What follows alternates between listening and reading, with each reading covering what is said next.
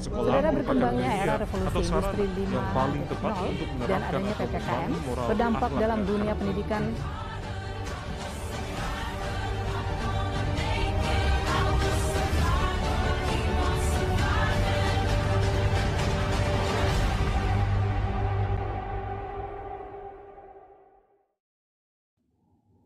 Assalamualaikum warahmatullahi wabarakatuh. Baik, kami akan menjelaskan tentang media dan sumber belajar. Yang pertama, pengertian media dan sumber belajar akan disampaikan oleh rekan saya, Dian Al-Fatihah. Kepadanya dipersilakan. Materi yang pertama memiliki 2 poin, yaitu pengertian media dan pengertian sumber belajar. Untuk poin pertama, pengertian media. Kata media berasal dari kata Latin yang merupakan bentuk jamak dari kata medium. Secara harfiah, kata tersebut mempunyai arti perantara atau pengantar. Media juga memiliki beberapa arti, diantaranya A. Media pembelajaran merupakan wadah dari pesan. B. Materi yang disampaikan adalah pesan pembelajaran. C.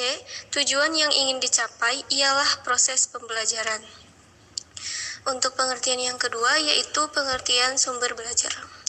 Sumber belajar adalah sesuatu yang dapat mengandung pesan untuk disajikan melalui penggunaan alat ataupun oleh dirinya sendiri, dapat pula merupakan sesuatu yang digunakan untuk menyampaikan pesan yang tersimpan di dalam bahan pembelajaran yang akan diberikan.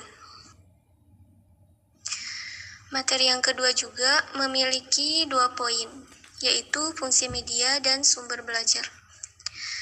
Untuk yang pertama yaitu fungsi media. Fungsi media diantaranya memperjelas penyampaian pesan, mengatasi keterbatasan ruang, waktu, dan indera, dan yang terakhir, mengatasi sifat pasif peserta didik. Yang kedua yaitu fungsi sumber belajar. Fungsi sumber belajar sendiri yaitu meningkatkan perkembangan anak dalam berbahasa melalui komunikasi dengan mereka tentang hal-hal yang berhubungan dengan sumber belajar atau hal lain. Sedapat mungkin, anak dilatih untuk bercerita tentang kejadian yang dilihat, didengar, atau hal-hal lain yang ia rasakan. Untuk materi selanjutnya akan disampaikan oleh rekan saya, Saudara E.F. Saiful Rahman. Kepadanya dipersilakan. Bismillahirrahmanirrahim. Terima kasih kepada moderator. Di sini saya akan menjelaskan tentang karakteristik media dan sumber belajar era Society 5.0.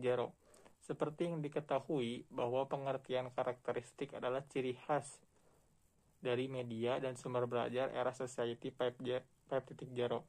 Ini adalah karakteristik di era revolusi tersebut meliputi digitalisasi, optimization, dan customization, produksi, otomasi, dan adaptasi interaksi antara manusia dengan mesin. Jadi di era Society 5.0 ini, kecerdasan buatan yang memperhatikan sisi kemanusiaan akan mentransformasi jutaan data yang dikumpulkan melalui internet pada segala bidang kehidupan. Adapun sumber belajar di era Society 5.0 ini 80% bersumber menggunakan teknologi karena dianggap dapat dengan mudah meningkatkan pemahaman siswa karena objek 3 dimensi, teks, gambar, video, audio dapat ditampilkan kepada siswa secara nyata. Nah, selanjutnya jenis-jenis media dan sumber belajar. Yang pertama ada media visual seperti gambar atau foto, peta konsep, diagram, grafik, poster, atau peta globe. Kemudian yang kedua ada media audio seperti laboratorium bahasa dan radio. Kemudian yang tiga ada audio visual. Audio visual ini seperti saat ini yang saya lakukan. Ini adalah sebuah audio visual yang menghasilkan sebuah media pembelajaran, yaitu video. Nah, kemudian ada jenis-jenis sumber belajar yang akan disampaikan kembali oleh E.F. Saipul Rahman. Kepadanya dipersilakan. Jenis-jenis sumber belajar. Menurut Association of Educational Communication and Technology tahun 1977 ada menjadi 6 jenis. 1. Pesan atau bahasa Inggrisnya message. Yang kedua manusia, people. Yang ketiga bahan material. Yang keempat alat atau device.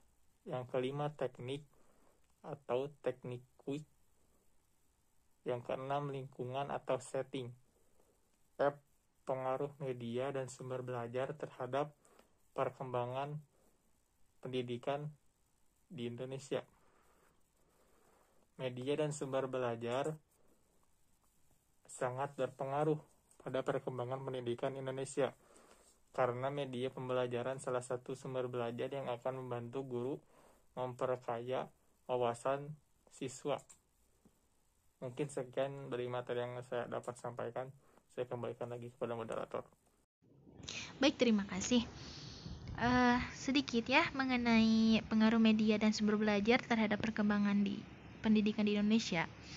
Seperti yang kita ketahui, materi pendidikan merupakan salah satu materi yang berkembang dan berubah seiring dengan perkembangan zaman dan teknologi, sehingga sangat perlu memerlukan sumber belajar yang relevan dan up to date ya.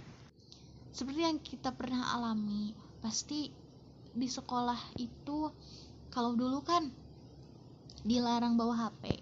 Nah, kalau sekarang justru sebaliknya, HP itu menjadi media dan sumber belajar nomor 1 yang kita pakai.